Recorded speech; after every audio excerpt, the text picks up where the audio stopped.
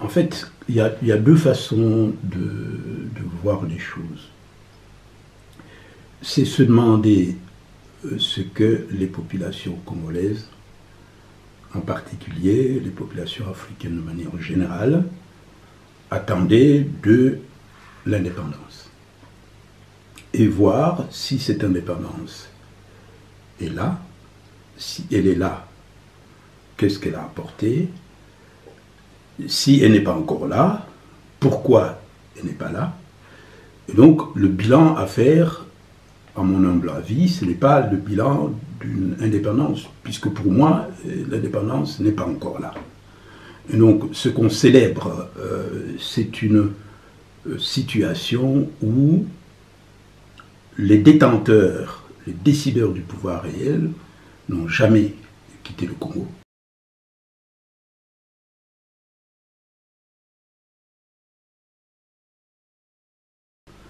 Ils sont toujours là, ils ont toujours tout orchestré, ils ont toujours tout dirigé. Et donc, de ce que les populations auraient attendu ou avaient espéré, rien n'est arrivé. Et quand on regarde la situation économique des travailleurs congolais, c'est une situation qui est pire que la situation de l'esclave, dans le sens suivant. Sous l'esclavage, le maître nourrissait son esclave, le maître assurait un toit à son esclave, et sous la réalité congolaise actuelle, les travailleurs ne sont pratiquement jamais payés. Il y a des gens qui attendent plus d'1 an leur salaire, leurs arrières de salaire, et donc ces gens se retrouvent dans des conditions où ils ne peuvent pas payer la scolarité de leurs enfants, ils ne peuvent pas se soigner quand ils sont malades, ils ne peuvent pas se loger convenablement. Et donc il y a là un sérieux problème. Maintenant on peut se poser la question de savoir à qui profite la situation actuelle, puisque quelle que soit la société que vous considérez à un moment donné, une société n'est jamais monolithique.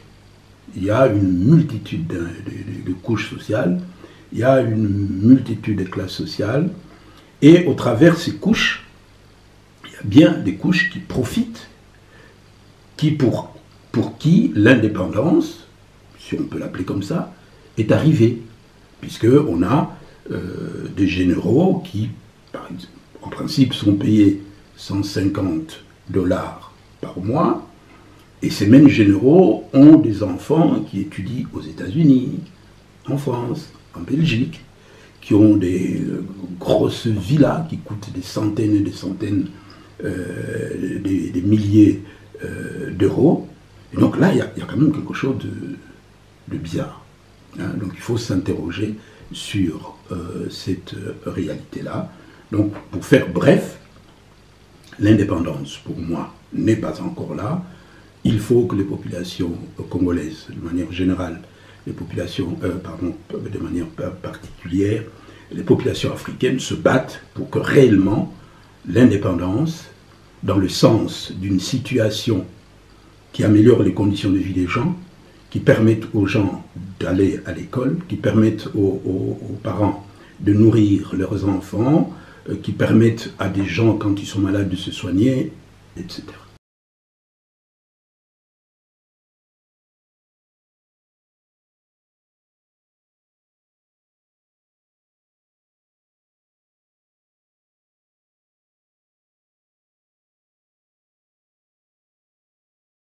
Il y a beaucoup de mythes fondateurs de l'Occident.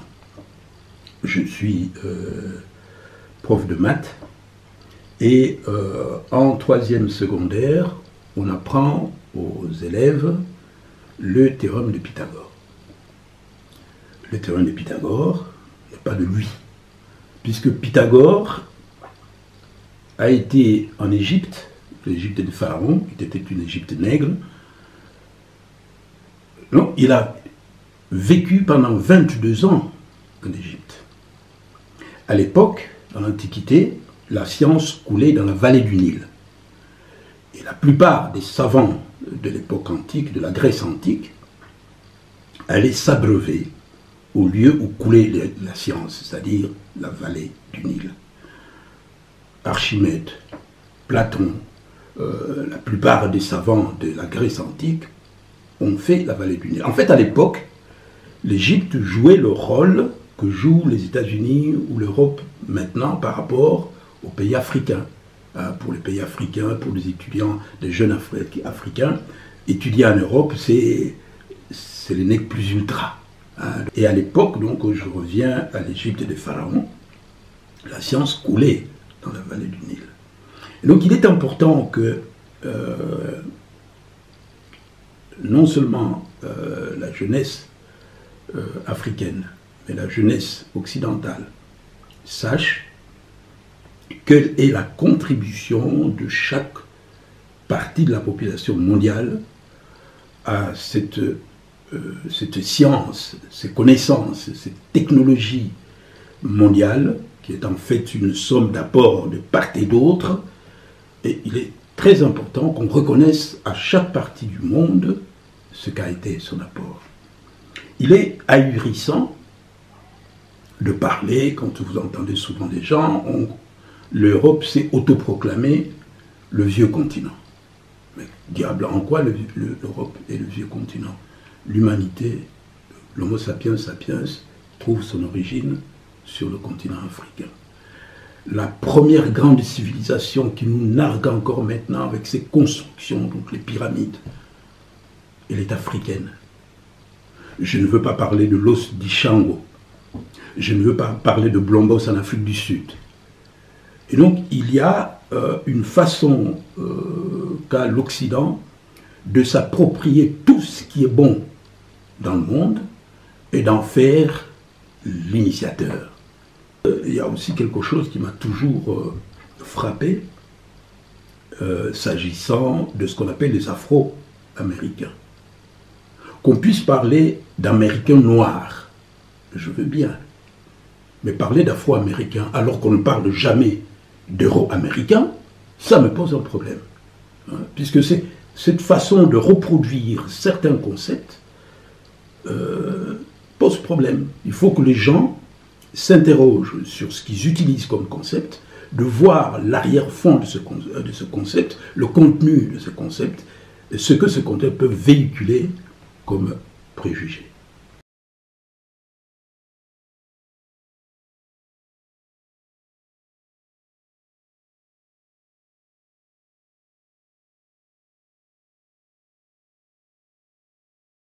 En fait, il s'agit d'un petit os qui a été découvert, je crois, en 1948, si j'ai bonne mémoire, au nord de l'actuel Congo. En fait, c'était un os qui avait des incisions mathématiques. Donc, il y a des barrières, enfin, des barres. Et il y a une chose qui est très intéressante, c'est que cet os est entreposé ici au musée de sciences naturelles à Bruxelles. Et il y a à la place de la Monnaie une reproduction en grand de cet os-là. Et donc c'est un des éléments mathématiques de l'humanité et ça date de moins 20 000 ans avant le présent. Et j'avais tout à l'heure parlé de Blombos. Pourquoi? Parce qu'en fait, pendant longtemps, il y a eu deux façons de voir l'histoire de l'humanité. Il y avait ce qu'on appelait le polycentrisme et le monogénétisme. Le polycentrisme consistait à dire, eh ben, l'Homo sapiens sapiens est apparu dans plusieurs points du globe.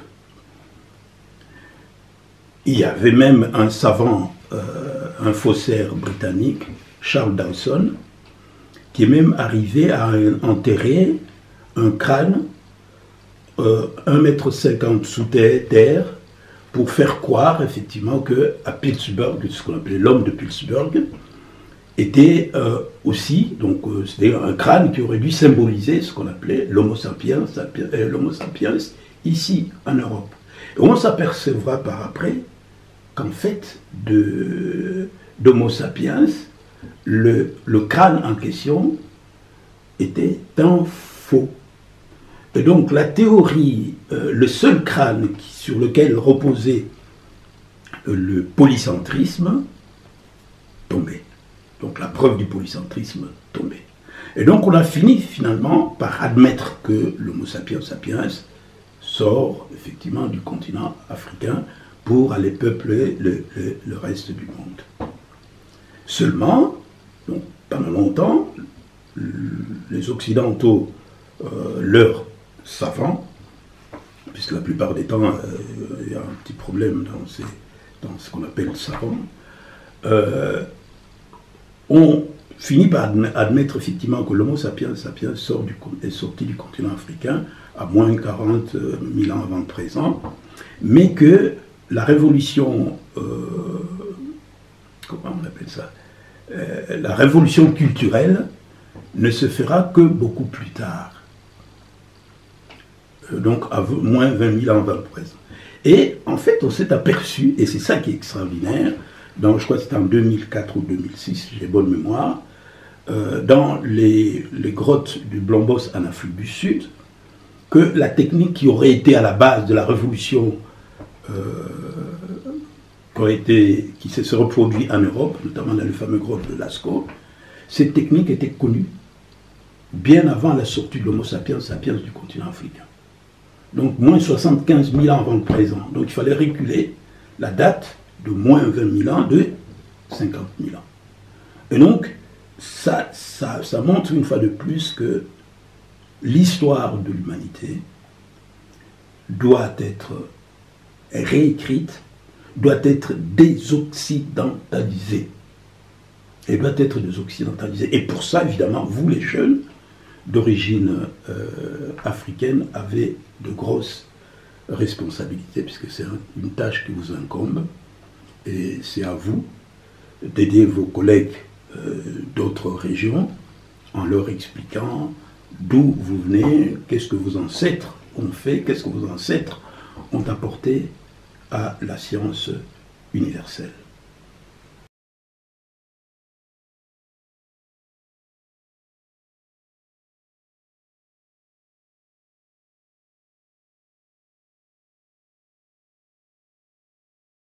Mais moi, avec mes élèves, surtout dans le cadre des travaux de fin d'études, TFE,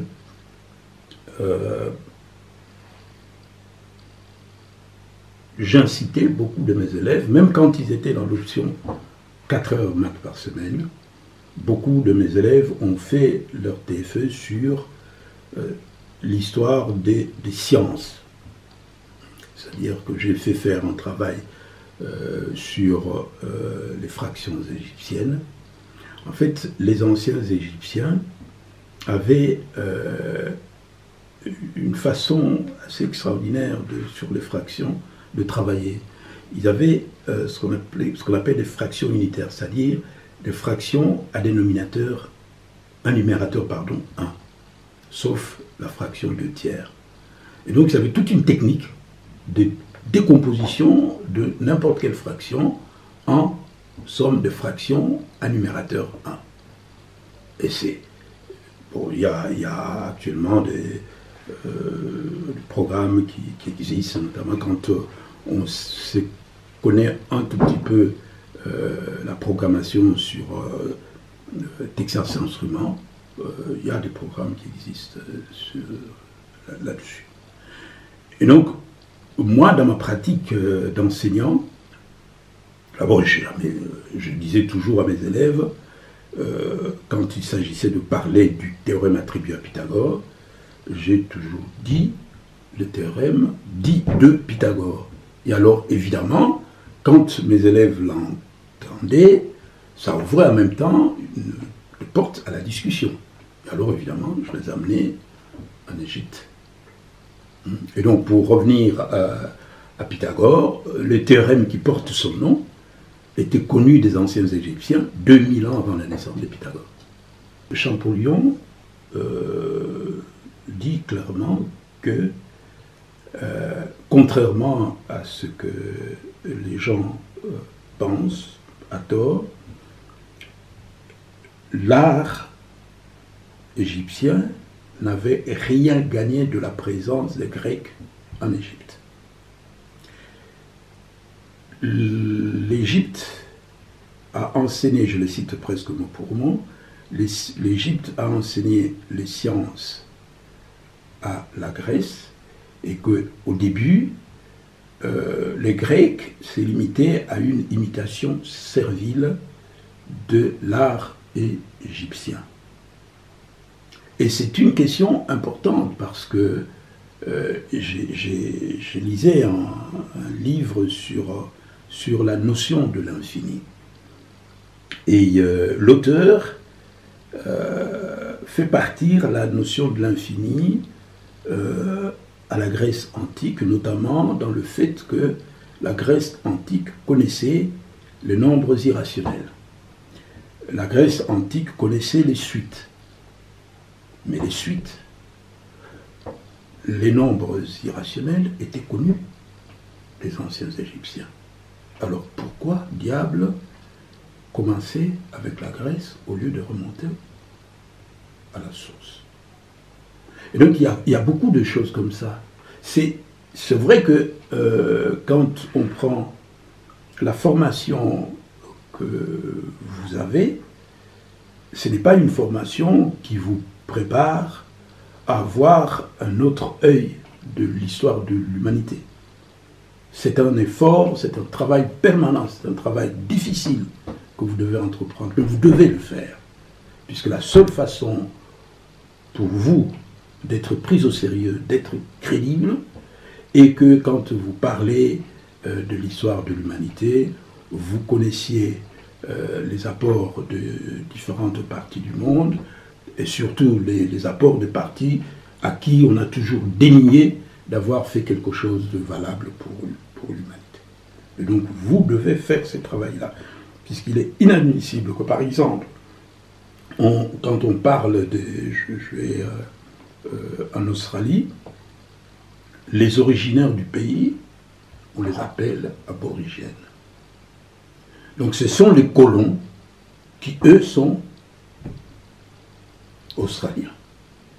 Hein? Donc la même chose, tout à l'heure j'avais dit, parlant des Afro-Américains, on souligne l'origine africaine des Américains noirs, mais on ne va pas vous souligner l'origine européenne des Américains blancs. Il y a un petit problème quand même. Hein? Il n'y a aucune raison de parler de l'Europe comme étant le vieux continent. En quoi il est le vieux continent? L'humanité, comme j'ai dit tout à l'heure, tire son origine en Afrique. La première grande civilisation de l'humanité qui nous nargue encore maintenant, j'avais suivi une émission tout à fait loufoque sur France 2, où on parlait d'extraterrestres qui auraient bâti la civilisation égyptienne. Parce que pour ces gens-là, il est inconcevable que le nègre soit à la base d'une telle civilisation.